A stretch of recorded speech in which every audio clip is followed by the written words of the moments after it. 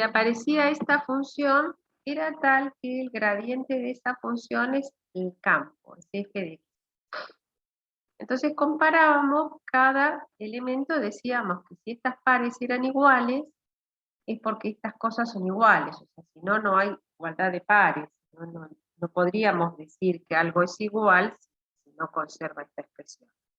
Entonces, de acuerdo a esto, yo estoy diciendo que la derivada de la función respecto a x en el punto xy es igual a 2x y menos 3, y estoy diciendo que la derivada de la función respecto a y en el punto xy cualquiera es x cuadrado más coseno de y.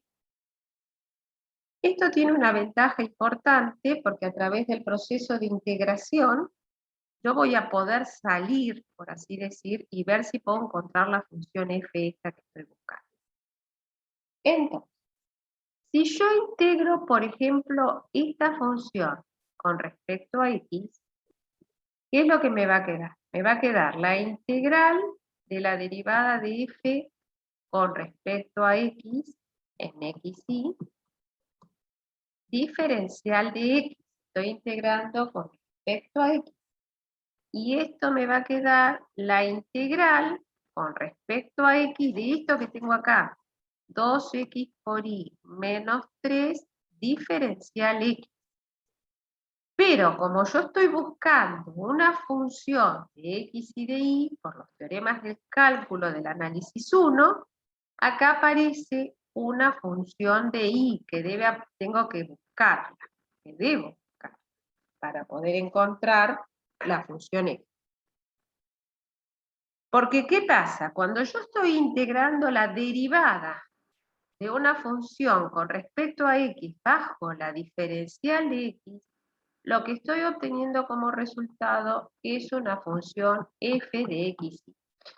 Y como esa función f de x debe tener dos valores, x e y, y acá integro solo respecto de x, tengo que tratar de ver cómo pesco, entre comillas, esta función g de x.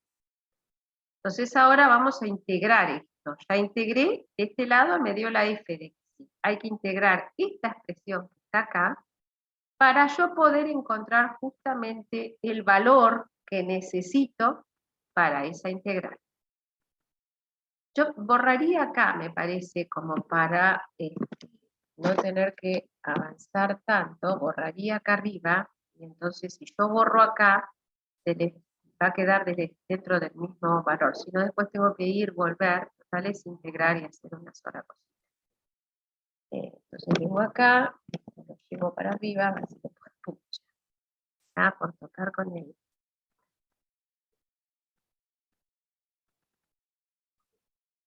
Esto pasa porque acá tengo que subirlo. Voy a intentar subir este arriba, entonces acá trabajo. Entonces, la f de x y que encontré acá, la voy a escribir acá, es la integral de 2x por y menos 3 diferencial de x más una función de y. Entonces, ¿cuánto da esta integral? Esta integral estoy integrando con respecto al diferencial de x. O sea, entonces, si yo hago la distributiva acá, me va a quedar integral de 2x por y diferencial x menos 3 diferencial x, todo está dentro de la integral, más una función de y que ya buscaré qué valor. Si yo integro esto con respecto a x, 2 e y es constante. Y la integral de x diferencial x es x cuadrado sobre 2. Menos. La integral de 3 diferencial x es 3x más una función de y. Cancelo aquí. Y ya tendría casi, en definitiva, la forma de la función que estoy buscando. Que este tipo va a tener y cuadrado por x. No, perdón, y por x acá. Esto va a ser igual a y por x cuadrado menos 3x más la función de y. Esta función de y es la que yo voy a determinar ahora. ¿Cómo la voy a determinar? Usando la segunda condición. Esta primera condición que está acá, la usé para encontrar la f, ¿ven? Y ahora voy a usar este hecho, de que la derivada de f con respecto a y, tengo que usar estas dos condiciones. Es x cuadrado más coseno de y. Entonces, sigo acá, voy a borrar esto que está acá para poder trabajar con la segunda condición. Entonces, voy a borrar acá, porque esto es lo que yo tengo, y entonces lo siguiente tenemos en cuenta. Sabemos que la derivada de f con respecto a y es igual a x cuadrado más coseno de y. Entonces, si derivo la f que encontré, derivando la f que encontré, la f que encontramos,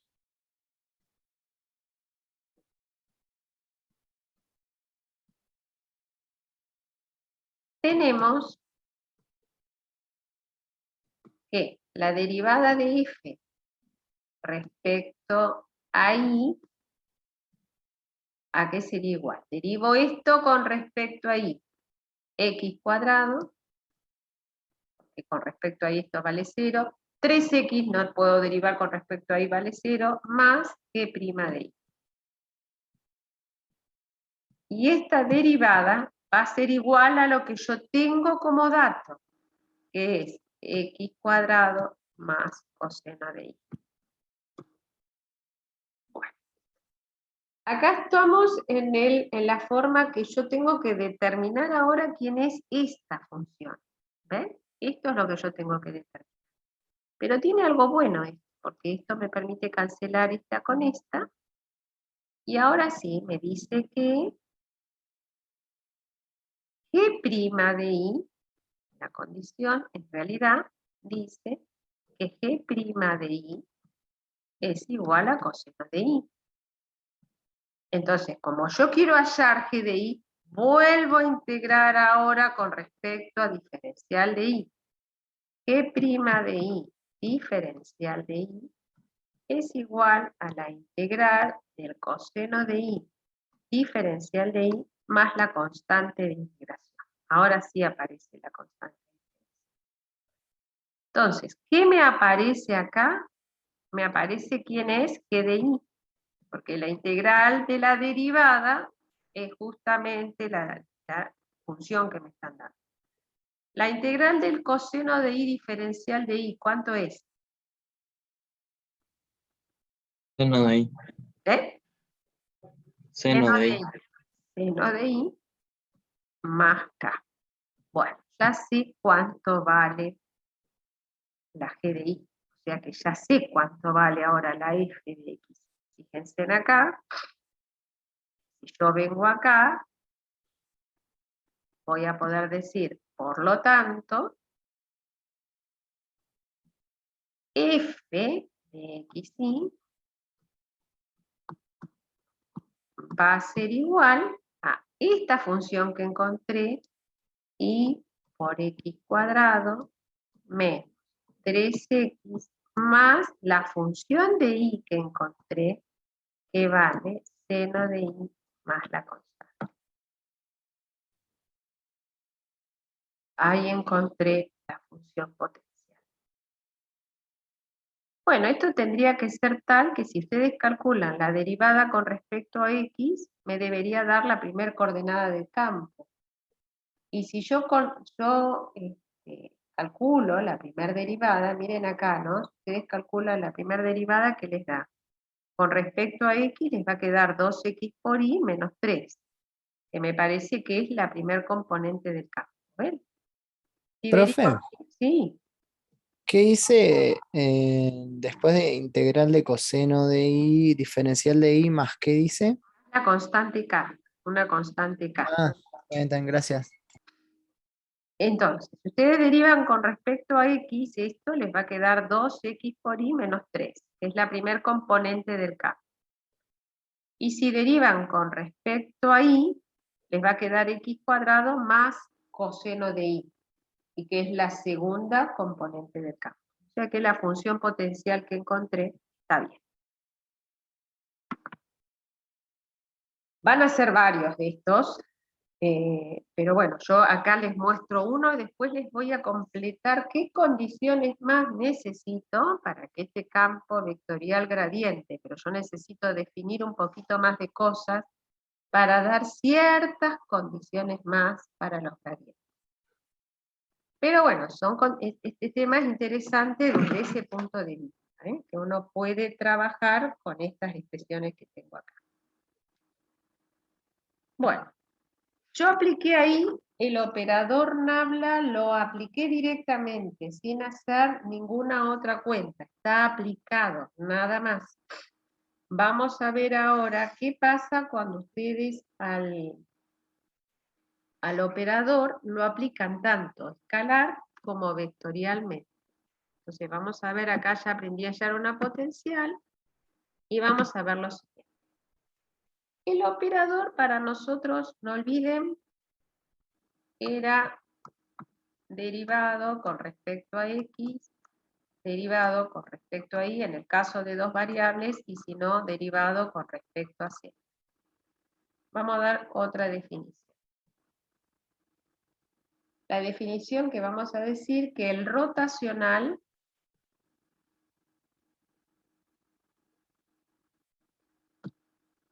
del campo vectorial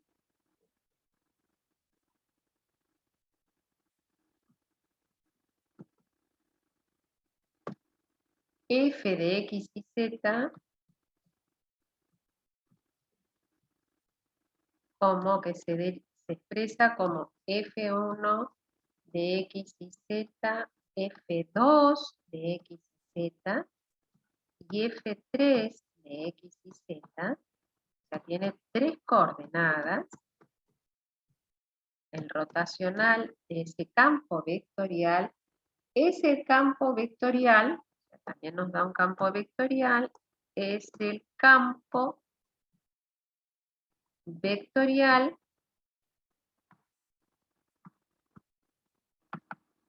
rotor de f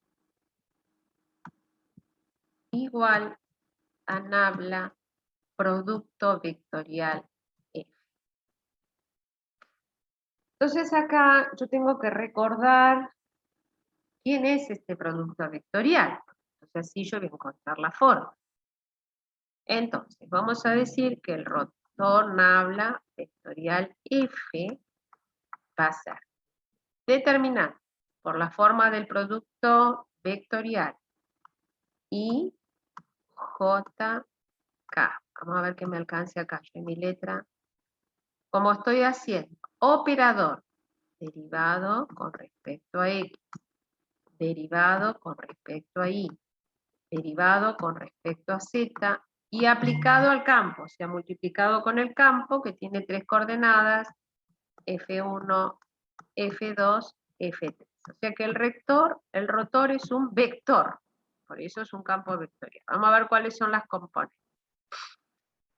Si vengo acá, cuando hago en y, tachaba en y, tachaba esto, y me queda acá. Este determinante, que sería derivada de f3 respecto a y, ¿ven? Derivado de f3 respecto a y, menos derivada de f2 respecto a z.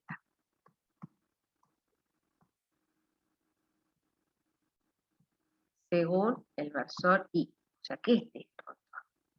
Menos, siempre por definición de producto vectorial. Cancelo este, derivada de f3 respecto a x, menos x, derivada de f1 respecto a z.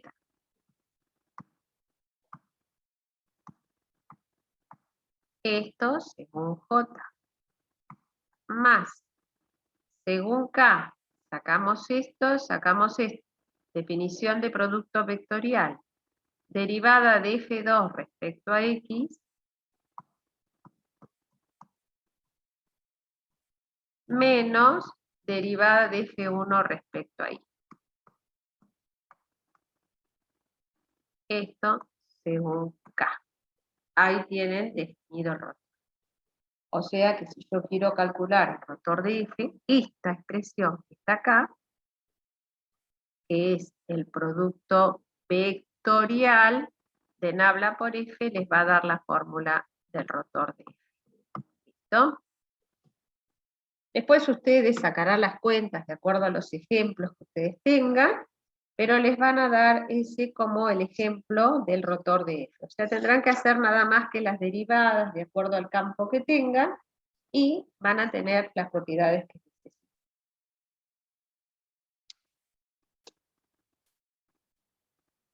Bueno, si ocurre, acá vamos a colocar alguna otra propiedad o observación que tengo, voy a decir como observación, ahí, como observación, que si el rotor de F, o sea que nabla por F les da el vector nulo, o sea, me queda el vector nulo, vamos a poner así para que quede claro, se dice que el campo vectorial es irrotacional.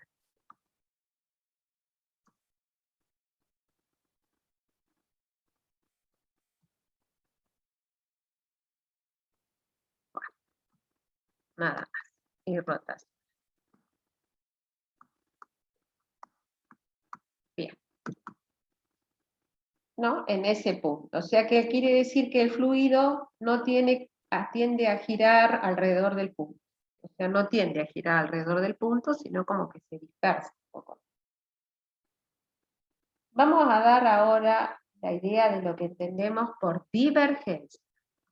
Profe, Sí, ¿podría volver una diapositiva, por favor? Si no es sí, molestia. cómo no. No, no, para nada. Ahí. Estos son elementos afines de cálculo, chicos, ¿eh? Tienen que tratar, después de sacar las cuentas, ahí hay un práctico que ustedes van a tener en el que tienen ahí, que no sé si lo van a alcanzar a trabajar, pero si no empiecen a hacerlo, háganlo porque les va a servir a ustedes como trabajo, ¿no?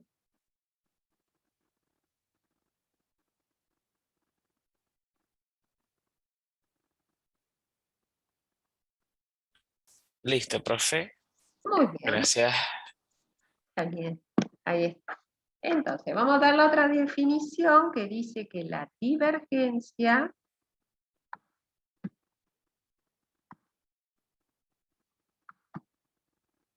del campo vectorial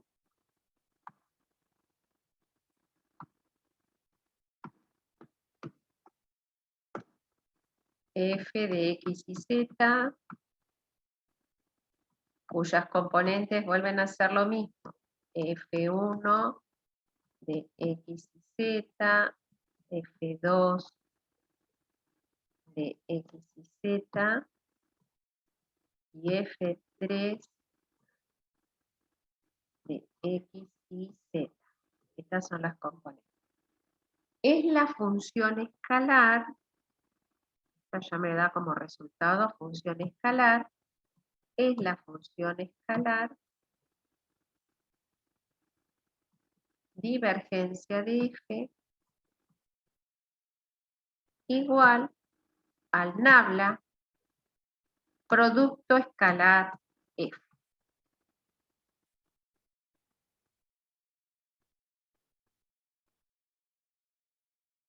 Entonces saquemos la cuenta quién es nabla producto escalar f. Bueno, nabla era el operador derivado con respecto a x, derivado con respecto a y, derivado con respecto a z. Le estoy multiplicando escalarmente con f, que tiene todas estas componentes. f1 de x y z, f2 de x y z, y f3 de x y z. Cuando yo multiplico dos vectores de forma escalar, uno que hace la suma de los productos de las componentes. Entonces quiere decir que acá voy a hacer este con este, derivada de F1 respecto a X, más derivada de F2 respecto a Y, más derivada de F3 respecto a Z. Y esta función escalar es justamente lo que yo conozco como la divergencia del campo F. O sea, me dio como resultado un escalar. ¿Y qué característica tengo que tener en todos los casos, tanto como el rotor como la divergencia? La característica es que las derivadas deben existir. Porque si no existen las derivadas, es imposible poder encontrar justamente la idea del campo. Deben existir las derivadas.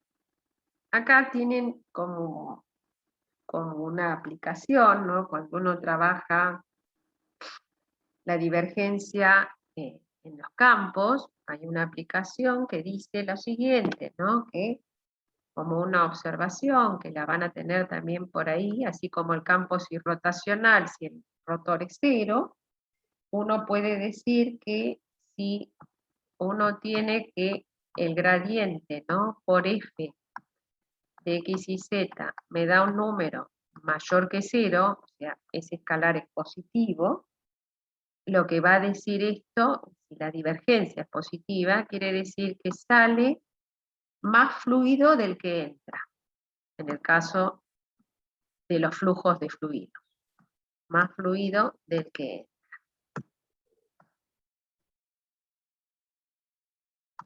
Esta es una observación que tiene, ¿no? Y entonces si sale más fluido del que entra, y vamos a decir que el punto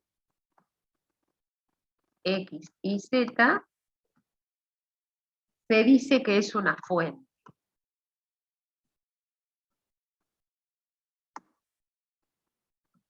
Una fuente.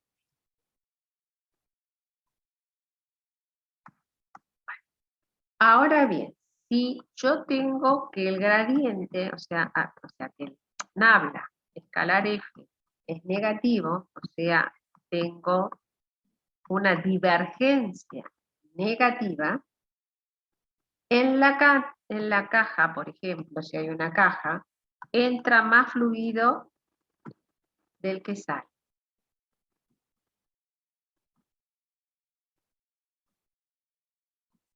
Más fluido del que sale.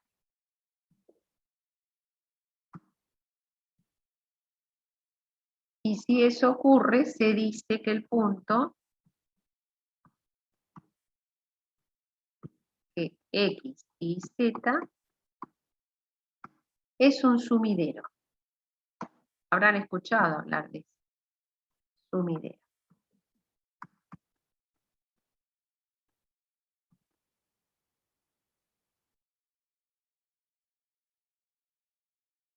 Y la otra expresión que tengo es que si la divergencia es nula,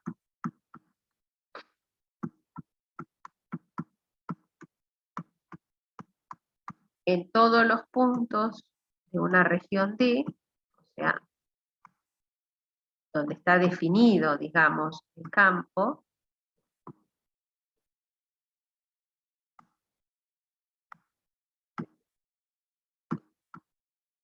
se dice que el fluido,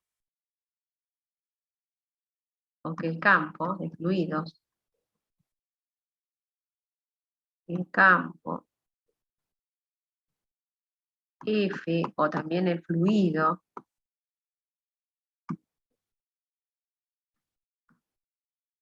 es incomprensible.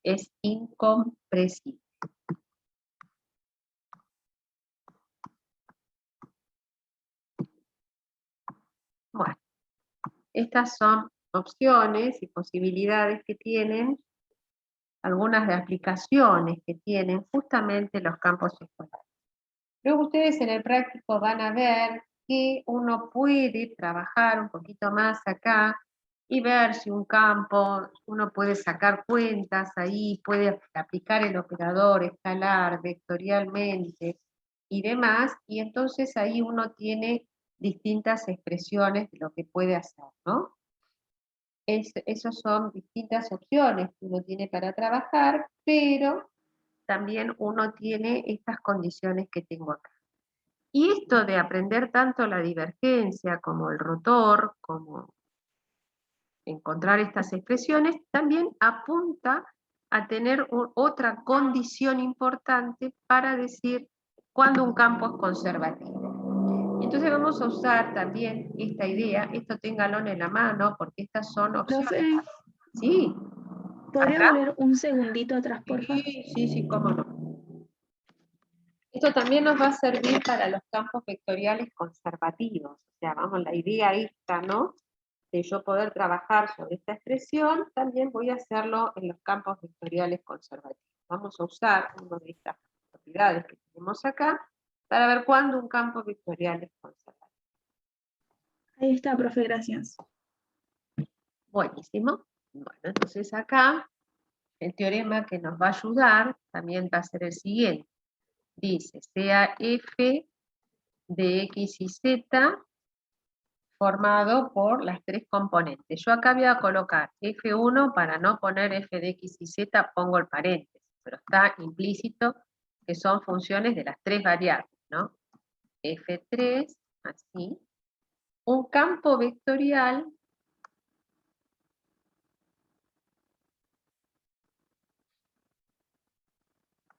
cuyas componentes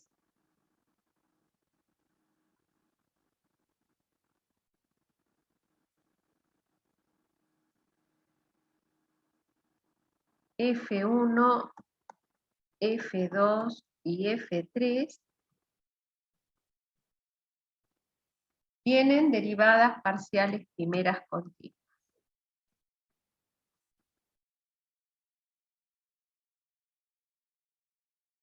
Derivadas parciales primeras continuas.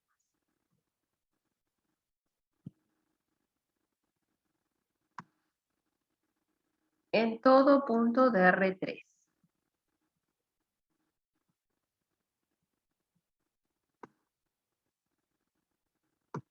Entonces voy a decir que F es conservativo. Ay, perdón, F es conservativo. Esperen que voy a bajar esto acá.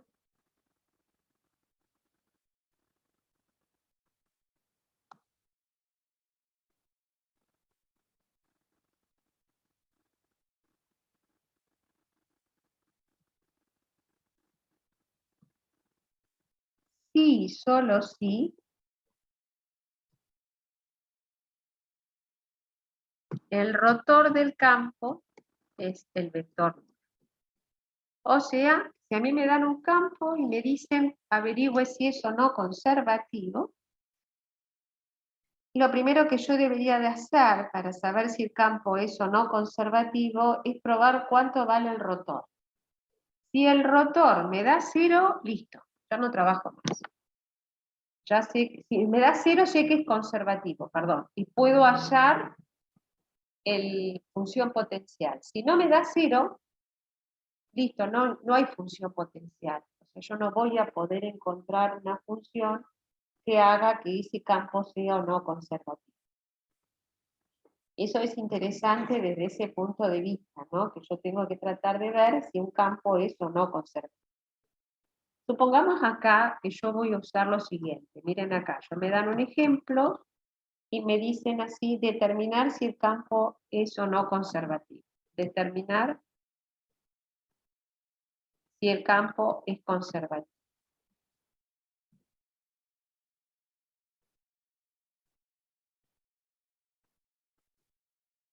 Si yo tuviera, atiendan acá, un campo en R2, que también puede pasar, porque yo estoy definiendo esto para R3, pero si uno tiene un campo que también está en R2, uno considera, perdón, ¿no? Acá todas las condiciones F1 considera la función, considera F2 y le colocan un 0 a la F3, porque no tengo componente Z. Y vale la definición de rotor para R2, o sea, en donde la F3 va a ser 0. Ya lo voy a escribir para que quede claro, pero puedo encontrar también el rotor en un campo de R2. Bueno, a ver, dice acá, determinar si el campo es conservativo, y nos me dan, por ejemplo, el F, en este caso, va a tener X y Z. Lo voy a tener que escribir, que sería coseno de X menos Z, y cuadrado XZ. Es un campo que tiene 3 componentes, ¿no?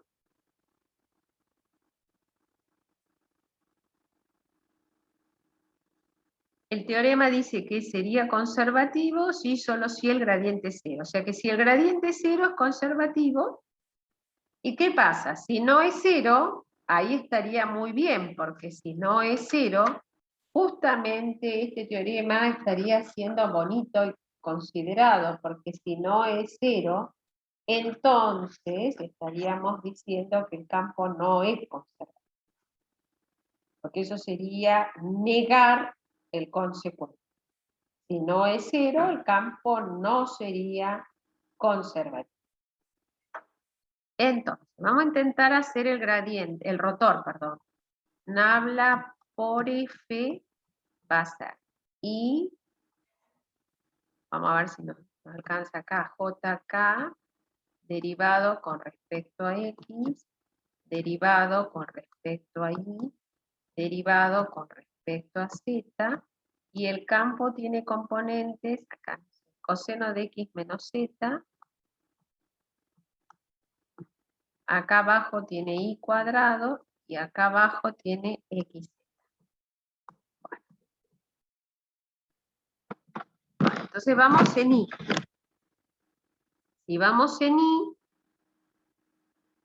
esto se va y esto se va. Entonces me quedaría derivada con respecto a I. Perdón. Acá, esperen que voy a poner la filita acá, porque si no... Entonces borro aquí. Eso acá. Derivada de XZ con respecto a I, me quedaría acá.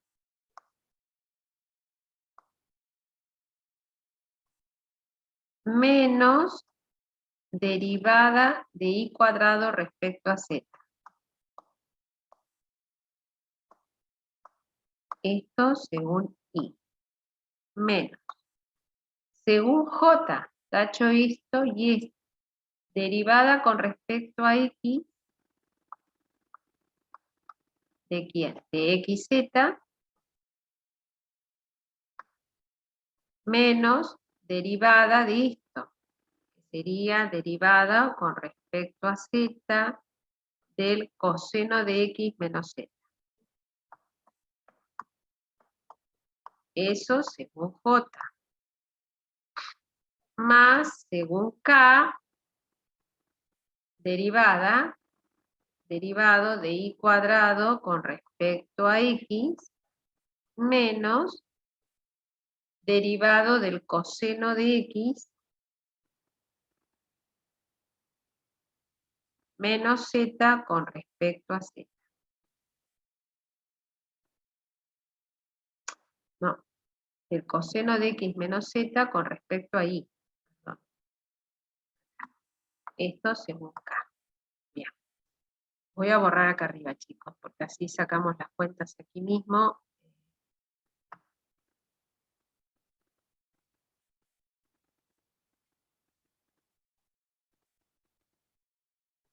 Profe, ¿qué hice abajo en la última derivada? Ahora me fijo. A ver, en la última derivada, derivado de I cuadrado respecto a X, menos derivado del coseno de X menos Z respecto a Y. Ahí.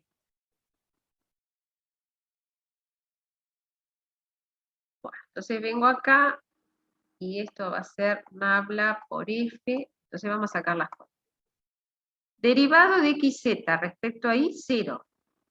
Porque xz no depende de y, o sea, esto vale 0. Derivado de y cuadrado respecto de z, 0. O sea que acá tengo 0 según y. Menos, sacamos acá. Derivado con respecto a x de xz. Este va a ser z. Menos, dice, derivado con respecto a z de coseno de x menos z. O sea que voy a derivar menos z, va a ser menos 1 según j. Y según k, más según k, perdón, estaba haciendo esta anotación, derivada de y cuadrado respecto a x que me da 0, menos derivado del coseno de x menos z con respecto a z que me queda 0. 0 según k. Quiere decir que este me quedó como vector 0 en y, z menos 1 según j y 0 distinto. Esto no me da el vector nulo, porque esto es para cualquier valor de x y z. O sea que esto que está acá es distinto del vector nulo.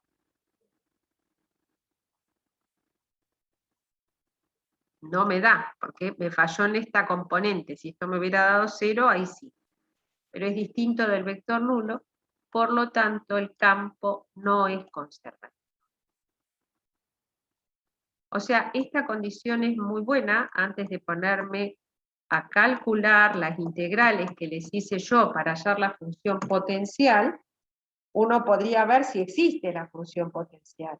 Entonces, con esta propiedad primero determina si el campo es o no conservativo. Si es conservativo, hay función potencial. Si no es conservativo, no voy a encontrar función potencial. Eso tiene que ser una constante, una cosa que tiene que ser para nosotros importante. No puede haber función potencial si el campo no es conservativo. O sea que si me hubiera dado 0, sí, hubiera podido encontrar función potencial. En los otros casos, ya no estoy en condiciones de encontrar una función potencial.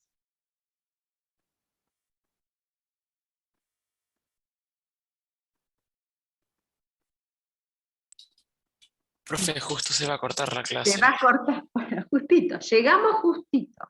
Bueno, entonces ahora ya vamos a hacer una vuelta de giro nuevamente, porque ahora estoy trabajando sobre el campo vectorial y voy a iniciar hasta los 40 primeros minutos las integrales de línea. Como para no llenarlos tanto de información, hoy voy a iniciar las integrales de líneas que voy a tratar de ver de avanzar y terminar el lunes, o por lo menos avanzar mayormente para el día lunes. Pero voy a comenzar a trabajar sobre la integral de línea. Ahora, entonces ahora que se corte, comenzamos la segunda etapa con esto terminamos toda la parte del campo vectorial, ¿no? Para iniciar sobre la parte de las integrales